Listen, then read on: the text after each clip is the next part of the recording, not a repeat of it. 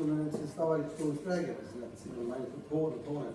Minu jaoks on siiski oluline, kuidas nad välja näevad. Et lihtsalt hoone, seda on vähe. Tänapäeval on seda absoluutselt vähe. Tähtis on see, kuidas ta välja näeb. Ja nii kõiges, eks ole, kui me räägime, et tee, eks ole, teeme vana moodi, eks ole. Ei, see ei lähe enam üldse. Tähtis on see, kuidas see kõik välja näeb.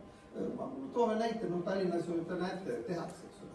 See on kaasaegne, see on kvaliteetne, see on huvitav. Ja olge kindlad, eks ole, kui teil on selline miljöö, siis ka teie kinnistute väärtus kasvab, eks ole.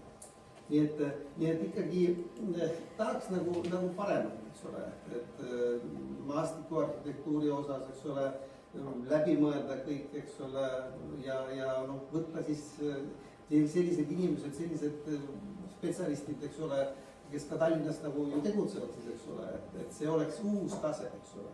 Et see väljanägemine, kui me midagi teeme, eks ole, et see oleks siiski kvaliteedilt uus tase, eks ole. Nii et see oleks võib-olla see soov, eks ole. Ma saan aru, et kõik maksab, eks ole, kõik on nii keeruline, eks ole. Aga ärme räägime, et seda ei ole.